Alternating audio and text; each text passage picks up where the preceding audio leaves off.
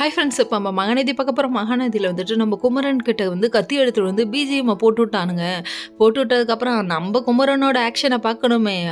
எப்பொழுதும் எப்பட்றா ரவுடிங்கெல்லாம் கொட்டது மணலில் மட்டும்தான் தள்ளுவீங்களா?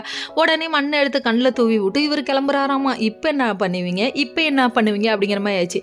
இவர் ஓடி போயிட்டார் ஒரு பக்கத்து. இன்னொரு பக்கம் நம்ம நிவின் இருக்காரு. பசுபதியும் நம்ம ராகினியை பேசுகிறத ஒட்டி கேட்டுட்டு இருக்காங்களாமா. நம்ம ராகினி நீ ஊருக்கு போயிடுமா, சொன்னா கேளுமான்னு சொல்லி பேசிட்டு இருந்தவர் நாளைக்கு கோர்ட்டில் என்ன முடிவு சொல்கிறாங்களோ அதை கேட்டுட்டு தான்ப்பா போவேன்னு சொல்கிறாங்க.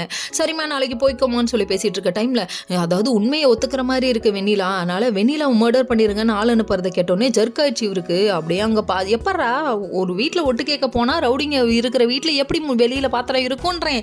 அதுக்கு பேர் தான் விதி அப்படின்னு சொல்கிறாங்க. கடைசியில் பார்த்தா இது விதி இல்லைப்பா, நீங்கள் எழுதுகிற சதி அப்படிங்கிற மாதிரி ஆயிடுச்சு. அதுக்கப்புறம் இவர் கால் வச்சு கீழே விழுவறதென்ன, அவங்க வழியை வரதென்ன, எட்டி பார்க்கறத பூனைன்னு சொல்லிட்டு உள்ளே போயிட்டாங்களாமா.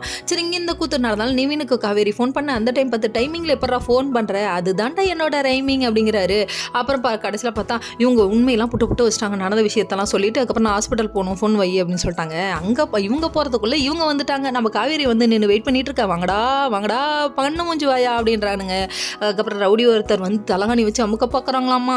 இவ்வளோ நேரம் கோமாரில் இருந்து முழிச்ச பக்கத்தில் மூஞ்சிக்கிட்ட தலகாணி வர்றது கூட தெரியாத அளவுக்கு தூங்குவேன் எருமை கோட்டர் கோழிப்பு நிறைய வாங்கி தரேன் எந்திரி அப்படின்ற மாதிரி ஆயிடுச்சு. கடைசியில் பார்த்தா அடிச்சே துரத்தி விட்டாங்க நம்ம காவேரி.